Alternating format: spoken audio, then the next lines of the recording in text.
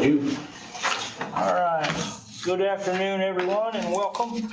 The Grant County Public Safety Operations Center Policy Board is now in session. Welcome to all. Happy summer. We will get started with approval of, do we have minutes? Oh, sorry. They're done. They're in the L drive. We'll have to forego that and catch that at next meeting. Okay. Reports. Personnel updates. We have a total of 15 dispatchers. We have one in training. We are still actively pursuing the hiring of dispatchers. We had 2 tests last week. We had 2 sit-in this week. Based on those 2 sit-ins this week, we'll see where we stand with those and get those tested, and then we'll make a decision based on the 4 that we have, provided they all move through, and hire the best candidates based on that. Marlene is on vacation this week, so she will not be here. And I'll be on vacation the last full week of June. What about the issue with the county wanting to do a hiring freeze?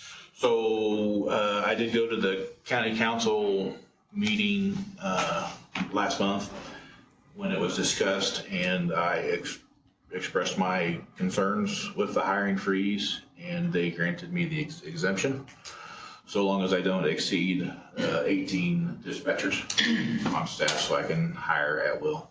It was myself and the jail were the only 2 exemptions for full-time employees. That does not apply to any part-time. And I understand the HR has had a changeover in personnel and that's not affected you. No, it has not.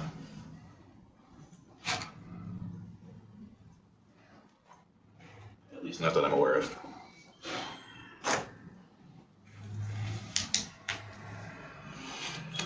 So you were done with personnel updates? Yep. Okay.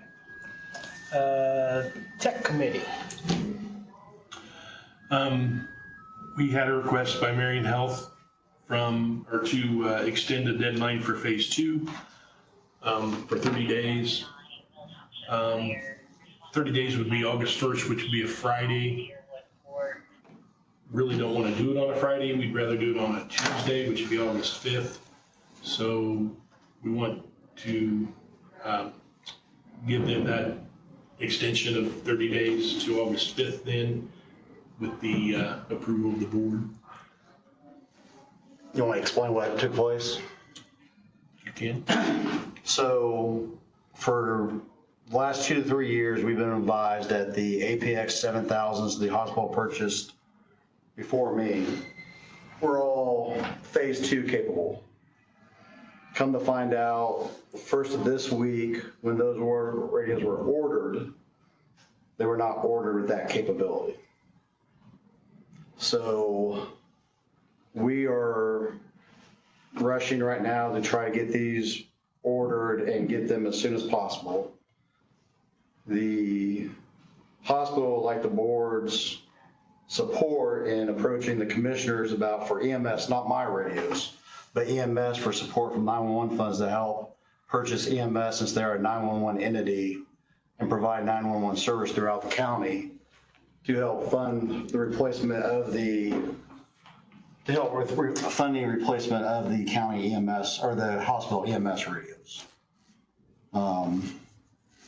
But we are trying to move quickly. For mine, I'm hoping to have approval this week to get mine ordered. But we're moving as quickly as we can to try to get this done. So is this going to be 2 separate requests then, one for the police department and one for EMS? For radio, the order radios? Yes. Yes.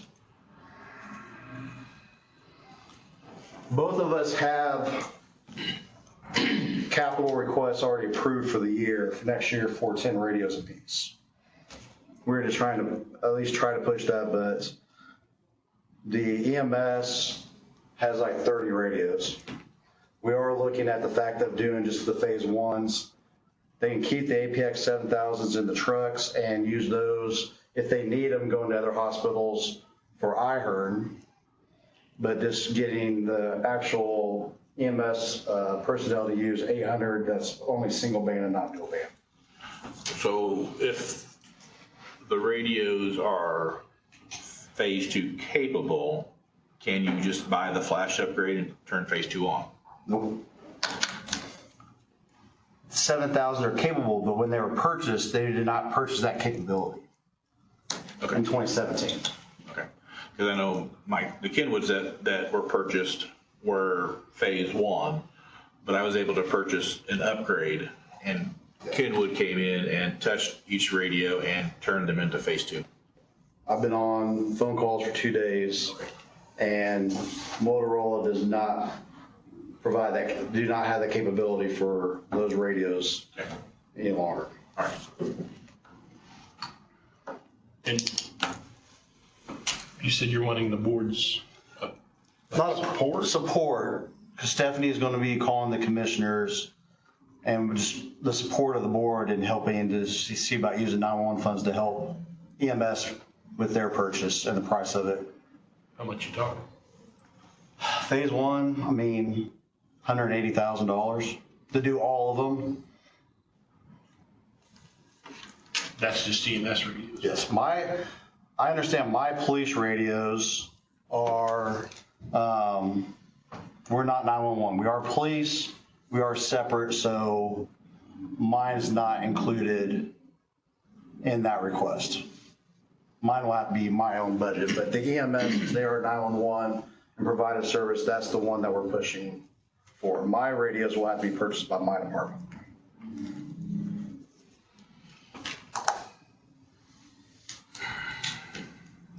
Questions from the board? Comments? We receive approximately 400 and, let me see here. $430,000 a year from the state 911 board. I'm trying to look and see what my annual budget is out of that for operating expenses, and I kind of give you an idea of what we have available. I don't know that we'll have 180,000. Correct.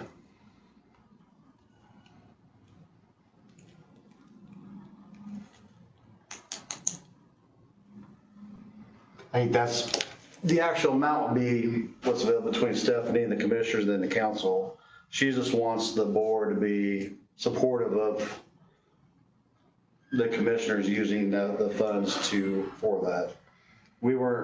No ARPA money was used for the hospital for purchasing radios as they did with the rest of the volunteers and that kind of stuff. So no county funds have been used for EMS for radios for the 911 service that they provide.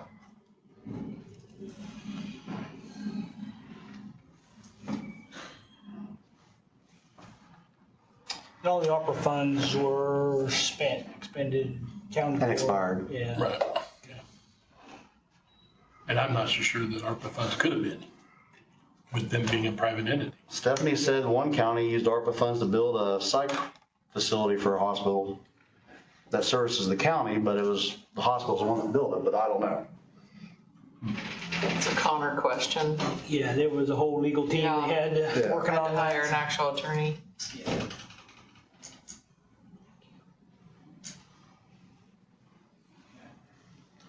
Honestly, I don't think those kind of funds are going to be left in there. No. Anything, honestly. I thought we were, My appropriations for the year is 577,000. thought we were over the amount. So And so we're already at a deficit there. So whatever funds the county, if they're willing to do, is going to have to come out of some other fund. Which probably going to involve the council. Probably. Commissioners and, I suppose the commissioners and the council. Commissioners have to approve the expenditure and what it's for, and then the council would have to fund it somehow, yeah. Or not, I mean, they're not. And that's what I explained in an email to Patrick. The the commissioners also have budget money that they might be able to spend out of. But I would definitely start there, and then ultimately wind up at the council. But if asked, the policy board's in favor, if there's funds available, supporting and using it for EMS 911 capabilities. Correct? If there's funds available. Yes.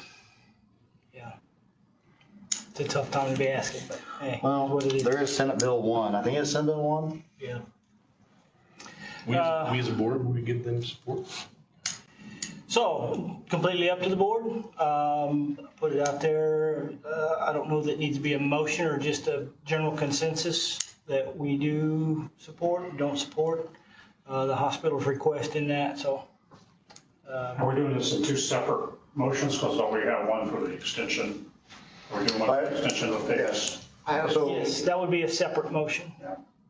Did we already talk about the I don't think extension? we, so Any motion? for formal requests, I'm extending, of at least 30 days.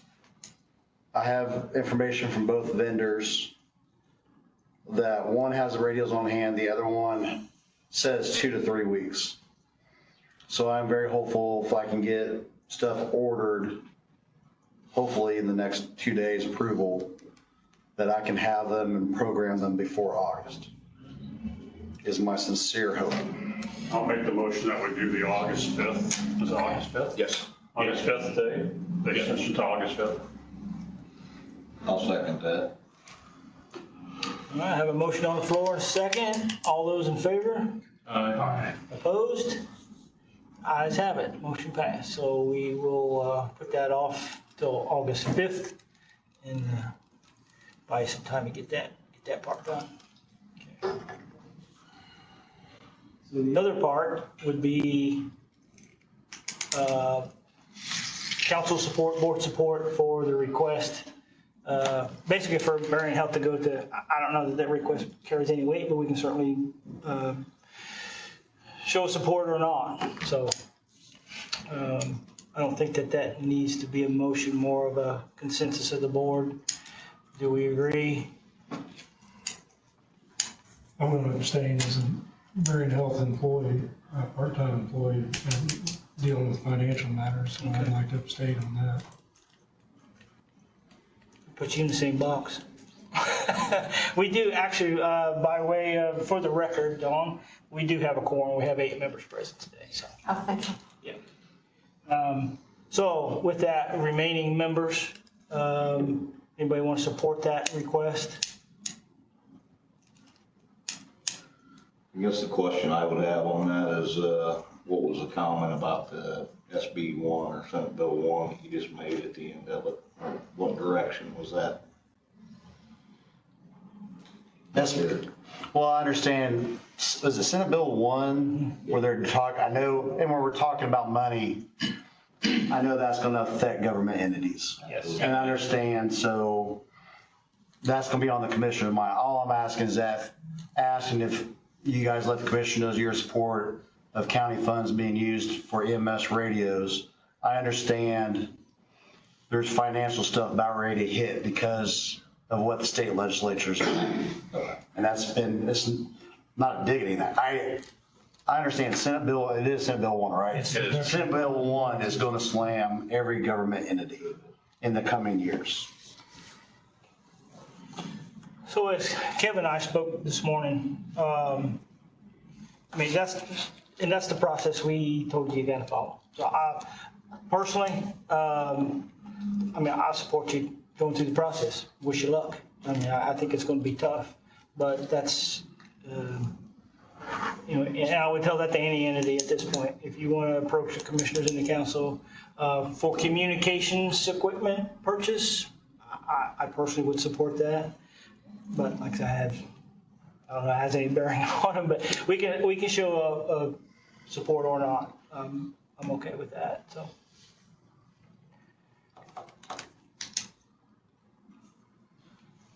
Am I alone? I'm okay if I am. And I will, I mean, I'll let the commissioners know my personal view on that, but it doesn't, it is what it is. So. Okay.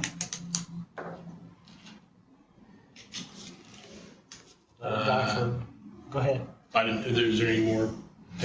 So, the Gas City Probation Department has asked for access to, Cushing Peasants Anywhere to, audit their probation ease, and their, behavior. The Tech Committee was in favor of it pending an interlocal agreement, between the county and Gas City Court.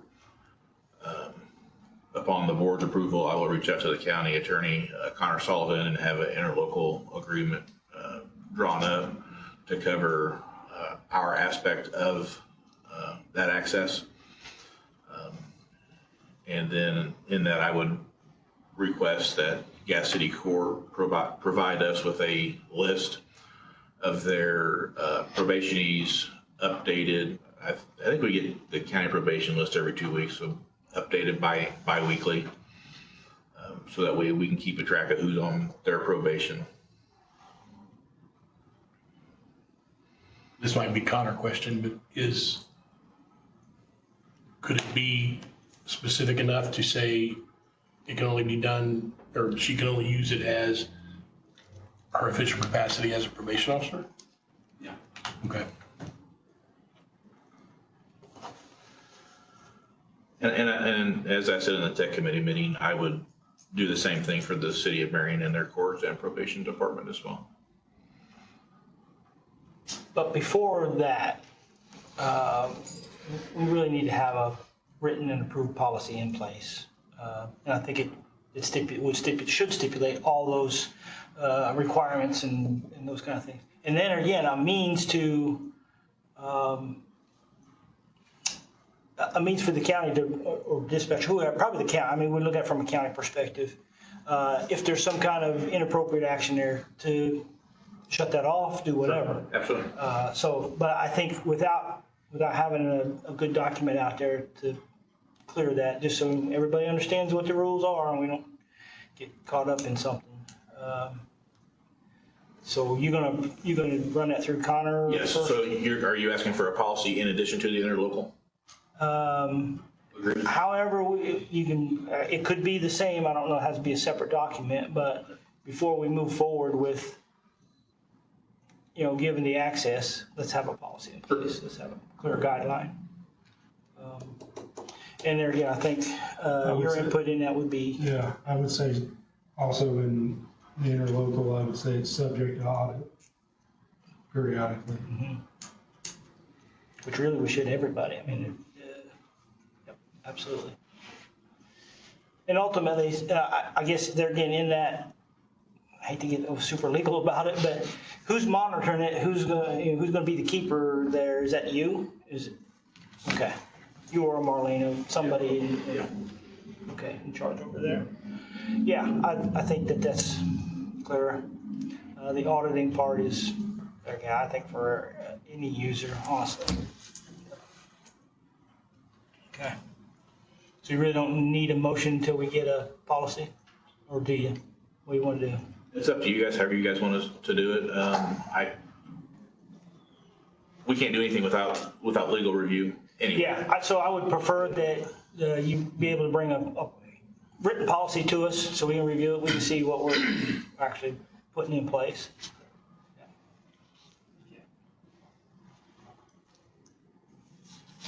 Other comments, concerns on that? Do we beat it to death? All right. What else you got, Kevin? Fire EMS committee, I don't think we have. Did you cover push to talk? Did I miss it? Oh, no, I'm sorry. Push to talk, we are aggressively trying to get that up and running. I'm working with the commissioners to get a signal combiner for the Liberty site. Each donor radio requires an antenna, and I don't want to push 5 antennas through our tower head that already has water infiltration issues. So I'm asking the commissioners to purchase a combiner so that way I could just run 2 antennas out and then piggyback the radios off of that. And I'm also asking to purchase another radio over internet device so that other entities who want to get on Marion Health Police Department can do so. And that allows me to maintain control of our system. We don't want a bunch of other agencies using radios that I can't control on our system.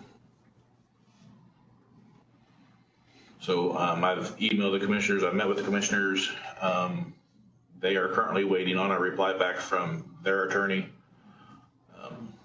When we did the original ARPA request, I had budgeted $45,000 for some extra unplanned expenses. So I do have some of that available to cover that cost.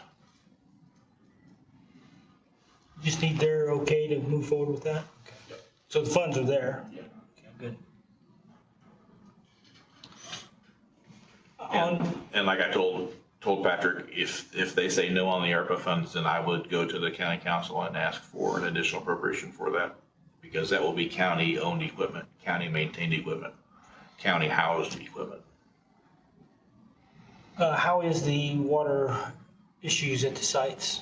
So, I've not seen any real new damage to any of the sites. The real site, we probably need to go out and take a look at. The floor on the west end is pretty well stained. It might not hurt to cut some of that back and see what's under there. And just kind of take a game plan from there. But the other two sites seem to be holding pretty well. I did have a conversation with Commissioner Poling earlier this week about those, so he's asking for us to put together a longer range plan to start replacing those huts. The thing to remember about replacing the huts is that you're going to have downtime. Yes. So coordination will be key there, and unfortunately, I would rather start working on a plan now than just be caught. Yes, absolutely. Absolutely. So if you and I can start on that as soon as we can. Okay. Anything else, Tech Committee?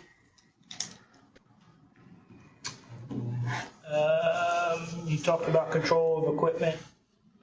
It is absolutely imperative that any equipment that's operating on there, we have control of. Okay. Text, email?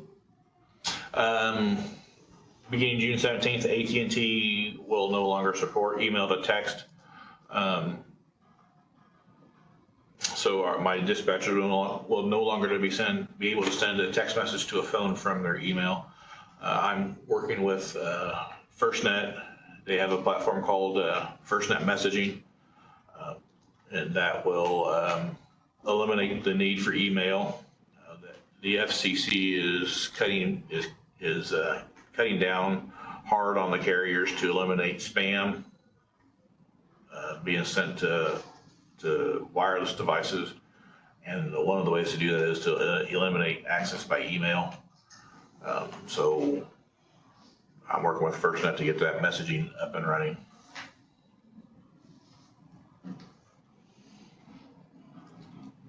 That will be a web-based desktop application.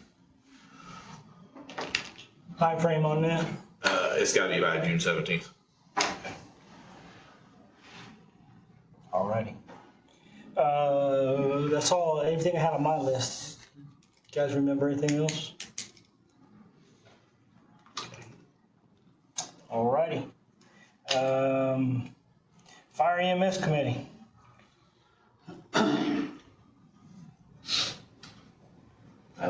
Wasn't at the last meeting Yeah. you guys had, so I have a whole lot on that.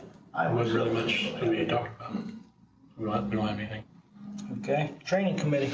As I stated earlier, we have one dispatcher in training. We hosted mandatory CPR this past week. I had one that was on vacation, and I've got a couple of others who couldn't attend because of scheduling issues. I will be doing a makeup class for them before the end of the month. And then right now I have 3 signed up for EMD class that will be hosted at Marion Health East.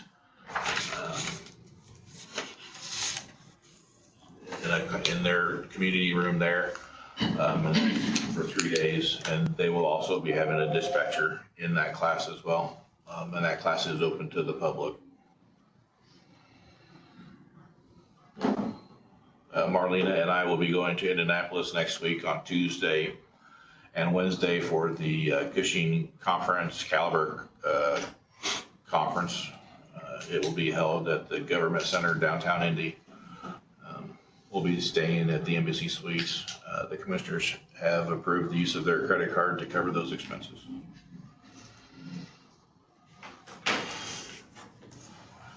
Okay. Comments, questions? All right. Old business. There's nothing on the agenda, but if somebody has something they'd like to bring up. I know they had presentations from Phoenix and somebody for new dispatch software. Is there any thoughts been given to like you or anybody on? There's not been any further discussion.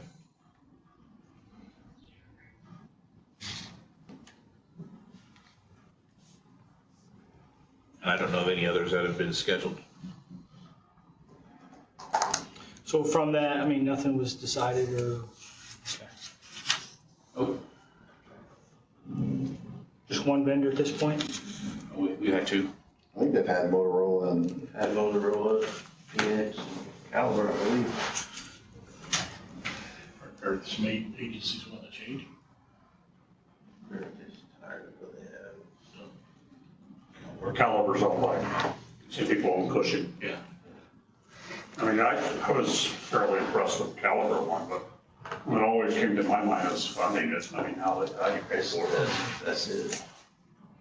Always the case, it seems like. yeah, when we got Cushing, P-Sims, whatever you want to call it, I mean, it was the lowest bidder, and I don't know if it's really kept up with the times and capabilities of everybody else. You know, it was what we could afford back then. Yeah. Bought it, so it's, And Caliber's probably not going to support any upgrades to it because they're just going to want to push you to their main product. So I've been told by Caliber that as long as Cushing has customers, they will maintain and develop. Now, the more customers Cushing has, the more money they have in their operating budget, the more development they can afford to pay for.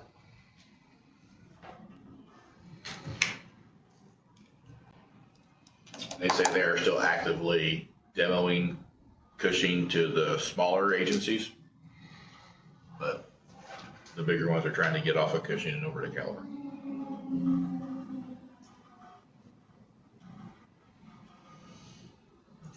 Anything else? Moving on to new business. Update Central Dispatch Policy 032, scheduling mandates. Has everybody seen that? I emailed out the policy with the agenda.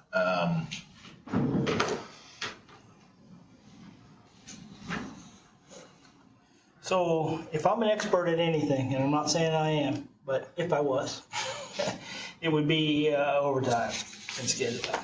So I have some questions. Honestly, I think you're moving in the right direction. We absolutely got to do something over there for consistency and fairness.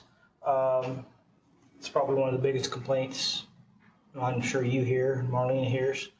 So I'm certainly in favor of moving forward with some type of thing. However, and I think this policy is good, and it comes from Wayne County, so we've got some of this, and I know they have a very good program over there, so I appreciate that.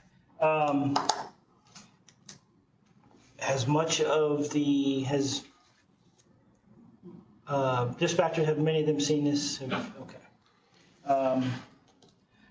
Because if there's ever an issue that's going to create morale issues, it's overtime. And you already have it. I know you do, and trying to fix that.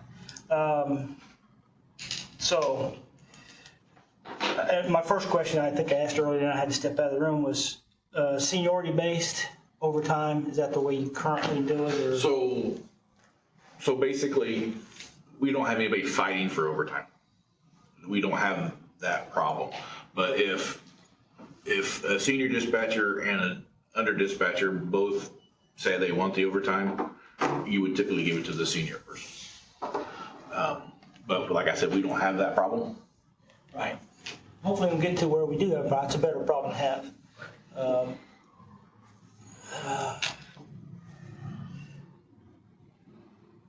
So that's what it says in there currently. I guess that's an issue we might look at. The other thing is, who's going to maintain it? How often are we going to do this? Is it weekly, monthly? So the premise is the points you earn are valid for 2 years.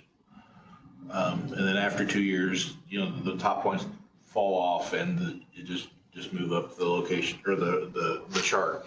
The points would be maintained by Marlena and myself. They would be posted and available for anybody to see. I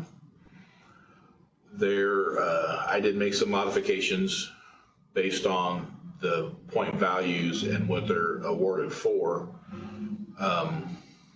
Because, the way I have it here, it fits our needs better. And I don't know if I've made changes since I've emailed it out, but I have 1 point for every 2 to 6 hour period that you signed up for. 2 points if you work 7 to 10 hours, and 4 points if you work 11 or 12 hours of overtime. And that's if you sign up for overtime. If you say I'll work a shift, then you would get the four points to go towards your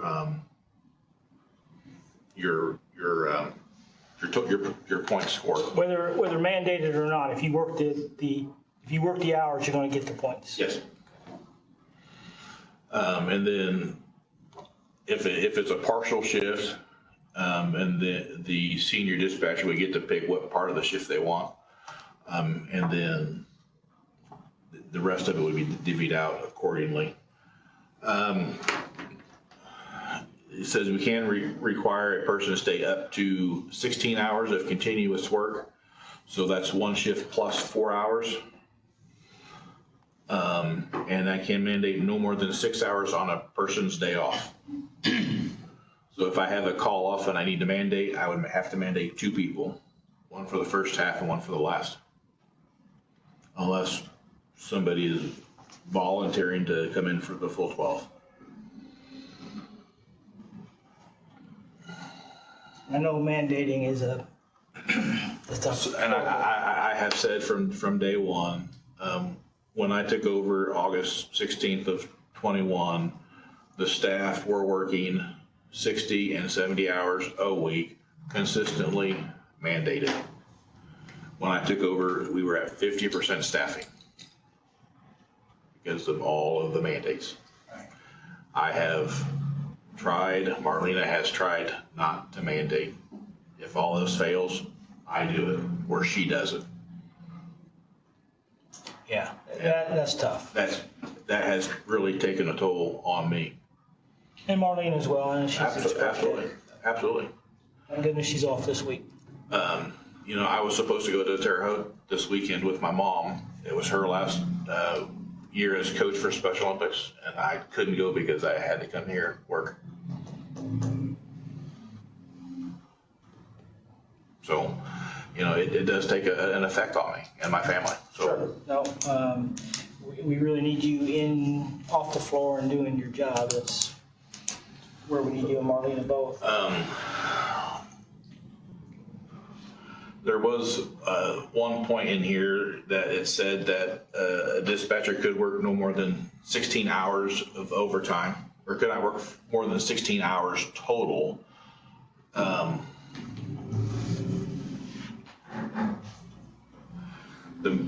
down below, it says maximum time working, no employee shall work in excess of 18 hours without a mandatory 6 hours of time off. So that would be a shift and a half. Right. That's not mandated, that's volunteered. Right. So if I have a call off and the dispatcher says, hey, I'll work half of it, then I would only have to cover the 6 hours. So it's a cap of the number of hours that they're allowed to work. Is there anything in there that they're off the next shift or? No, it just says 6 hours between the end of their current shift and the beginning of their next. Are they working at 8 or 10 or 12. They are working 12. Yes. They work 6 A to 6 P, 3 days on, 3 days off.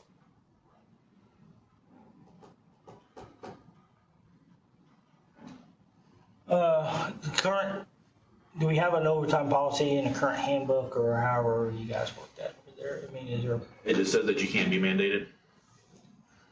that you can't be? It said you can be. Oh, can be, okay. And, Yeah. and the true reason behind this is we're trying to make it more appealing, not only the time and a half, the money, but, you know, if we get to the point to where we are mandating, you know, if you volunteer for overtime, those chances of you getting mandated are less because we have a way to track who's volunteering. Sure. So that was my questions about the frequency of doing that. If I work every bit of overtime 2 weeks in a row because I know I have something coming up, and so I'm trying to pad myself a little bit. And I've seen this done in industry. We did a balance of hours typically. And it can work. I mean, it gives a person an incentive to go in there and take some time. So you actually build yourself a window.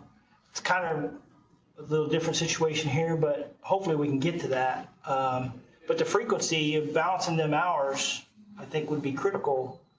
So it didn't address that. At least I didn't see where. I mean, are you going to do it that weekly, monthly? What's your plan? So, for our time off, our vacation request mirrors that of the sheriff's office. It's by seniority by February 28th. Anything after that's first come, first serve. So we follow like Marion does. They have a book. They call it the Red Book. It's got all the dispatchers, all their schedules for the entire year. So as we get those requests, we put them on the schedule. So, you know, the dispatcher can see from March 1st to December 31st, you know, what time is available. And then if anything pops up in the meantime, it's first come, first serve after that. So if in 3 weeks a dispatcher wants to take time off, we put on the schedule, we work to get it covered. We've yet to deny somebody a day off because of coverage. We've denied because somebody else has already asked for it. We've done that, but to my knowledge, we've not denied anybody a request based on no coverage at all. Yeah, I mean, if it's a last minute request, you know, for vacation time, there's no guarantees. Right. But if you're asking in advance for time off, we do everything we can in our power to get it covered. And adding the point system, I believe, will help entice people to maybe volunteer some more to cover some of these hours. Oh, I agree totally, but my question is how often are we going to balance them? I mean, So the policy says every 2 years. The points are valid for 2 years.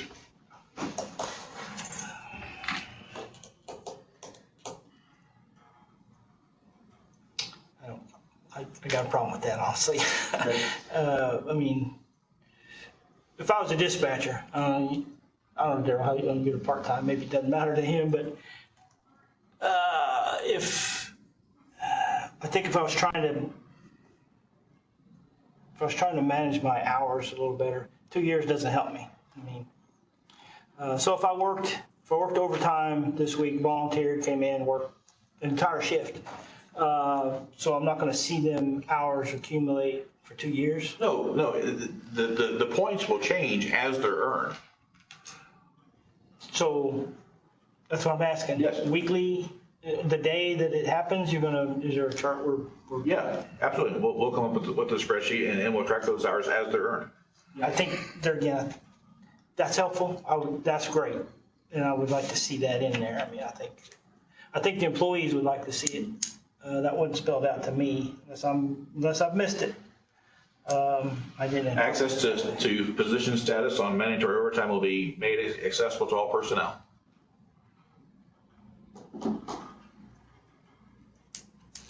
So they'll be able to see who has 5,000 points, they'll be able to see who has 2. We have that at. That's 1, 2, 3, 4. That's the 5th point down under the intent of the point system.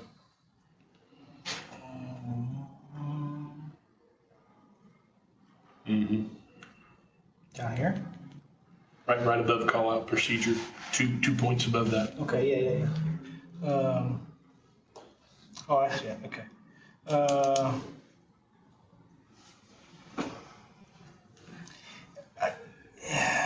It sounds to me like the newest employees would be getting called all the time. That's the other part, the seniority part of it can be, But see, Based on the points. but if once they're trained and they start signing for overtime, they have the same, I mean, they can earn the same points as the other ones. Yeah. so access to positions mandatory and made accessible to all personnel. Okay, I get that. But their status would be based on the number of points they have. Regardless of seniorities, depending on how much they sign up. Correct. Yep. I was just saying, if you got somebody that's been there a year and a half, they've developed all those points, and so for the first half of the year, that person, the new person's gonna be the one called every time, because they're not gonna have that chance to, they will have the chance, but it's gonna take a long time to get a year and a half's worth. Yeah. Everybody does that? But if this passes, or when this passes, after revisions or whatever we need to do with it, everybody's gonna be starting at 0. So all of my trained staff now will be on the same level playing field as my dispatchers who's been here for 25 years. I was just saying, like a year and a half down the road, somebody's hired. Yeah, I mean, I don't work over there. I mean, so I'm just trying to, what I do know of scheduling and balance hours of overtime. Normally I would say most places do that weekly. They would post it so that everybody knows, everybody sees what those hours are. And I think getting some honest feedback from the employees you have now, I think maybe help. Because here's the thing, and we know some people are not going to like this, and probably the people that aren't producing in the first place. So you're not like you're out much, but there again, I think everything we can do to help smooth that transition behooves us. Because also I think you're certainly going in the right direction, and I like that part of it. And if they like the seniority verbiage in there, and they like, I don't know how you're going to, if we can, I'm still having trouble processing when we're going to balance this and when it's going to be available to everybody. I get that it's available to everybody, but I'm not getting when. He could probably have it on a Google document and they could be accessed at any time they want it. Yeah, so the day I worked it, it's going to pop up what my points are. Because earning them points, I think, is going to be key to driving it, and hopefully to a positive side. And see, all of our dispatchers have access to the schedule. It's on a Google Docs. They can view it, they can see it, they can't touch it. Just myself, Marlena, and Janelle are the only 3 that can make change to the schedule as it is on Google Docs. And we would put this right there with it. Yeah, so right to my point, should be limited to you, Marlene, or Janelle. Going to control that document, so there is control there. In my mind, to think it's going to happen every day, I don't think so, but maybe you're a lot better at it than most. Just don't back yourself into a corner where you're tied in. That's why I say weekly. Most people will do it that way. but if it works daily, hey, great. The more frequent, the better. All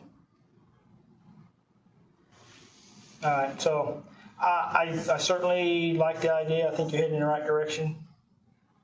Maybe we refine that just a bit. And I don't know if you're hoping to get that done all here today. I think we need to take a little time, make sure we got it right. It's truly an important morale issue, no doubt.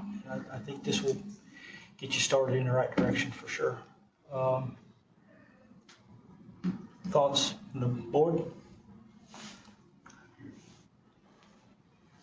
Okay.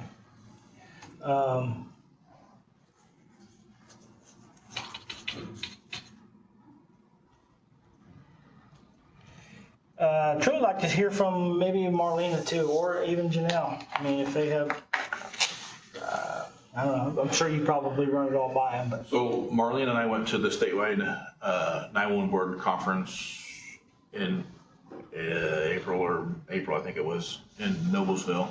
And Matthew was a presenter there, and this is where we got this idea from. She and I kind of looked at each other and kind of perked up on that. There was a couple of other things that they do in Wayne County that we're kind of interested in. I think once vacation season's over and we can kind of get back to the admin side of dispatch, we're gonna go down there and pay him a visit, just kind of pick his brain on a couple of things. Yeah, no, he's very solid. I bounce a lot of ideas off of him. He had the full attention of that room, and there were 150 people in there, so. So yeah, certainly think you're on track. I'd like to see a little refinement, but that's just me. I'm only one vote. Y'all gotta say. Anybody any different? You tell me I'm full of stuff. I'm okay. Take it personal. To me, I'm fine with the wording in it. I mean, yeah, it's a little convoluted to understand. If you explain it, I think it's fine.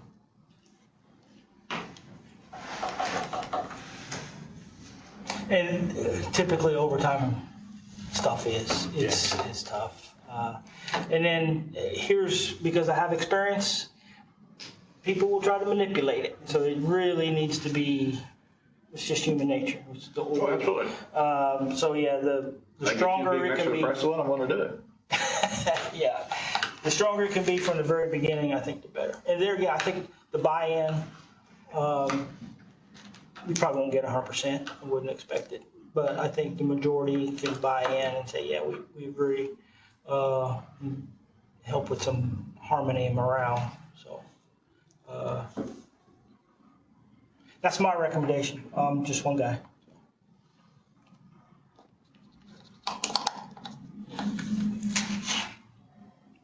I will. I have to schedule a staff meeting, so I will get that scheduled and we can discuss this there. Yeah, it's a good place to do that. Okay. All right. Anybody else? New business? Okay, next meeting is scheduled for August 13th.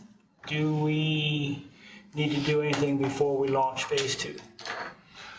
I don't believe so. I think once we get Marion Health ready to go, there shouldn't be any issues.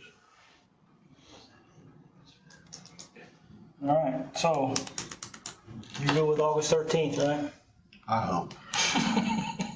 Yeah, I hope too. Okay. 13th, 5th. I'm sorry, the 5th, yeah. So in my email back to them, what is all involved so they know what's involved by pushing it? We pretty much have to have ERS and Ken would have to come down and one day basically reprogram every single thing To launch? to be able to do it. Yeah. Am I correct? No, everything should be ready. I mean, if your radios are phase 2 capable, or ready, Right. not capable, ready. Well, I didn't know if there's anything with like Central or do they just switch over to different channels? So phase 2 channels. there are some configuration changes that get made on the back end. J&K will come down and will be on site to make those changes. That way, if there are any issues, complications, they'll be here to address those. But everything is done at the system level, and the radios. With J&J. So basically the stuff in the huts. Okay. So quick as we can, probably should reach out, let J&K know, and, because they were planning on. I've already emailed them to let them know that we pushed it back August 5th. Okay. There's an email waiting for you. Perfect. When did you say the next meeting is? August 13th. Okay, that's what I thought. Okay. Anybody else have anything? We good to the group? All right, appreciate everybody showing up. I guess I entertain a motion to adjourn. Motion. Got a motion? All those in favor? Aye. We're adjourned. Is that you, Scott? Yeah.